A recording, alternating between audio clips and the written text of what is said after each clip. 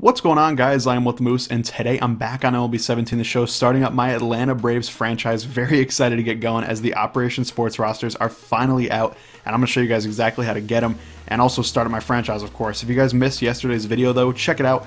It has basically all the details on what I'm going to be doing in the series, how each episode is going to go, and how long they're going to be, and everything like that. And also, you can leave me some suggestions on what I should do with the Braves, because obviously I'm not a Braves fan, but I do enjoy their team. That's why I'm rocking them this season for my franchise. But without further ado, let's get into how to get the rosters real quick, and then of course we'll go over and actually start our franchise up. So first up, you want to go to community and then vaults.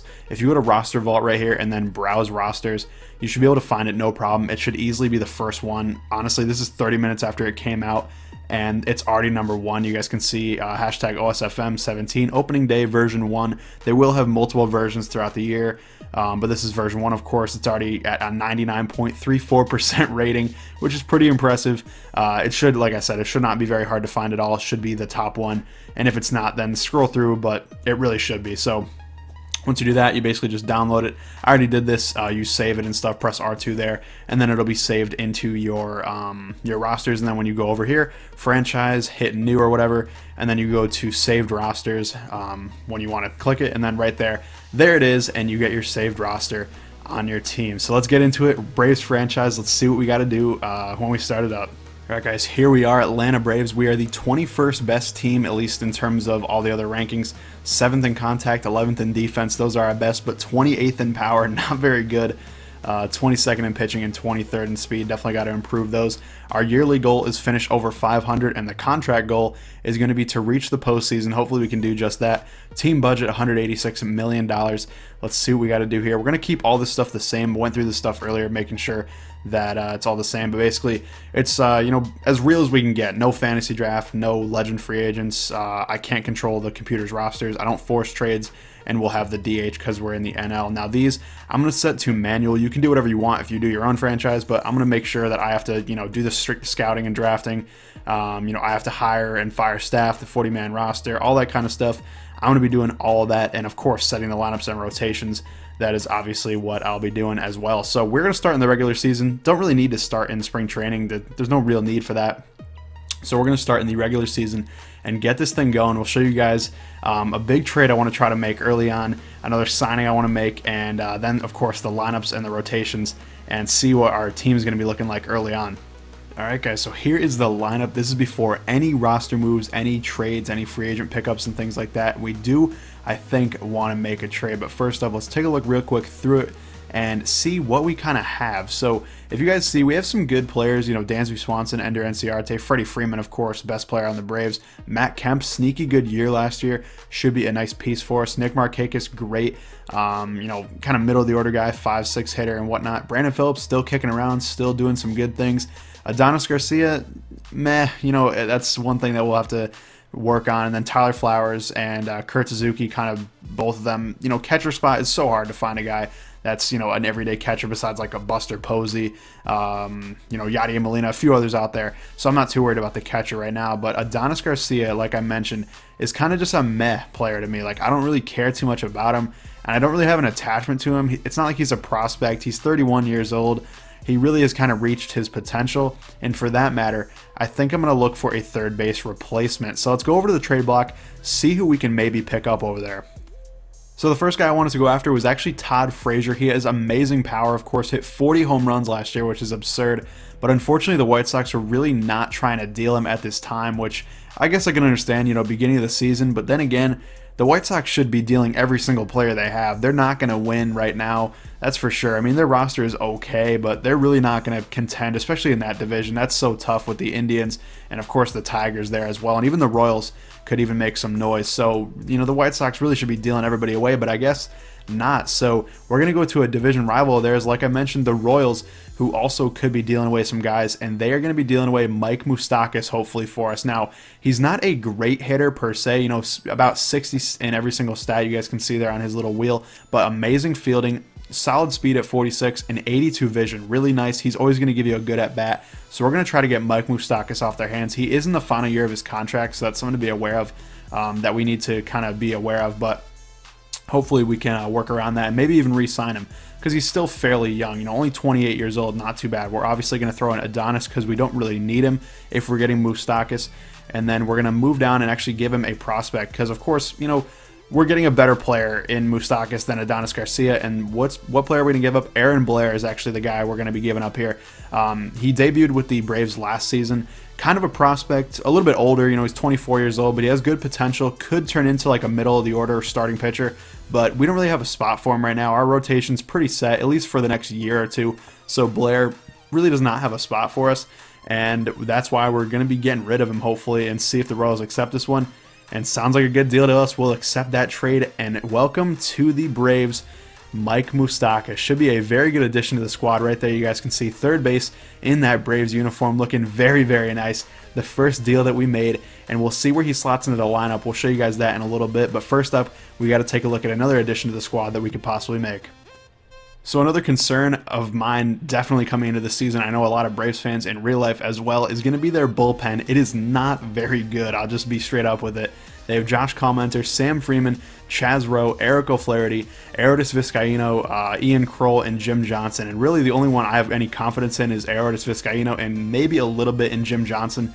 I fully, honestly expect Arodys, or however you say his name, if you guys know, let me know in the comments down below, but I fully expect him to become our full-time closer. He has nasty stats, 99 velocity. I mean, you can't compete with that.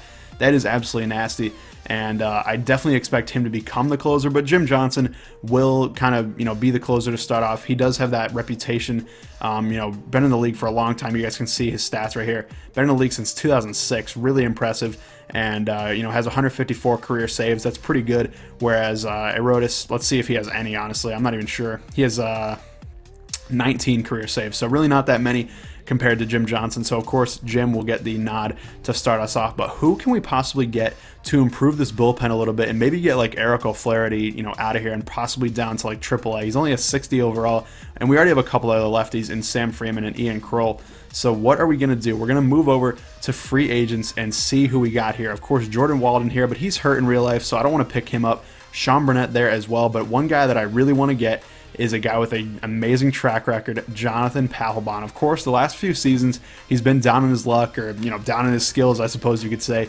But, he's had a great, career, honestly. Been one of the better closers of the past decade, and we're going to try to get him on a one-year deal. He does want 2 years, but we're going to go 1 year. Instead of depth, we're going to make him bullpen instead of, I'm not going to make him closer because I don't want to promise that. But bullpen, he's not going to be depth because I'm not going to send him to the minors or anything. He's definitely going to be on the team. We'll give him a 1 year deal and make it $2.4 million. And look at that interest. That should be good enough. I'll sign that contract. When do I hit the field? And it looks like Jonathan Papelbon, welcome to the Braves. So let's get that lineup and the pitching rotation all set up, and I'll show you guys the lineups and hopefully get it going. Now let's get into it. Lineups, I just set it up. It's actually not that much changed. Obviously, Mike Moustakas is a left-handed hitter, whereas Adonis is a right-handed hitter, so it changed a little bit. But if we take a look, we'll go to right-handed pitchers, no DH, and I'll show you the left-handed pitcher one, although it's not that different.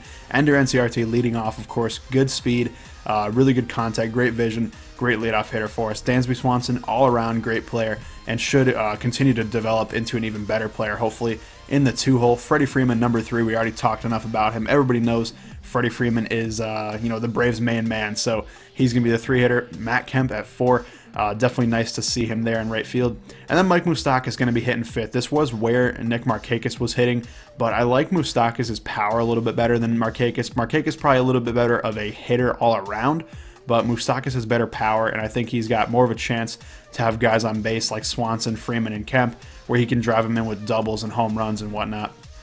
Now we have Brandon Phillips right behind him, basically keeping that left-right going. I would have probably put Markakis here if he was a right-handed hitter, but he's a lefty, so we want to keep that left-right going, and then Markakis right after him, same deal, keep that going. And then Tyler Flowers, like I mentioned, don't care too much about the catcher spot, might eventually look into it and see if we can improve, or hopefully Flowers improves himself, but we'll see. And then, of course, the pitcher spot in 9th, so pretty good there. And then if we roll over the left-handed pitcher, no DH, it's the exact same lineup until you get to the catcher, which is Kurt Suzuki, who mashes lefties, 78 contact left, along with 88 vision. Very nice to see. And of course, I'll work in Kurt Suzuki, every once in a while, even against righties, because, it's not like Tyler Flowers is going to catch like 20 straight games or something if we don't face any left-handed starting pitchers. So you be aware of that. Tyler Flowers and Kurt Suzuki going to be starting pretty much interchangeably. I don't have one preference over the other, even though Flowers is a little bit higher rated than Suzuki. Other than that, Jace Peterson can pretty much play anywhere on the field. He'll be in every once in a while. Then we have Emilio Bonifacio, who can literally play like anywhere. Every outfield position, every infield position except for first base. He's going to be all over the place for sure. Chase Darno is going to be, backing us up as well. And then Anthony Recker is probably going to go to the minors, but we'll see. Eventually check it out. But let's take a look over at the pitching rotation, and of course Julio Teheran leading our charge here, I should say. 83 overall, very nice. Going to be a starting opening day against the Mets. Then we got Bartolo Colon, new addition in Atlanta, still kicking, super old but still going. And then Jaime Garcia also there as well. R.A. Dickey, another old guy as well. But hey, it works. I mean, the knuckleball is going to be dazzling, I'm sure. So we'll enjoy him in the 4th spot. And then Mike Fultonowicz, who absolutely throws gas. He throws like 98 plus, I think.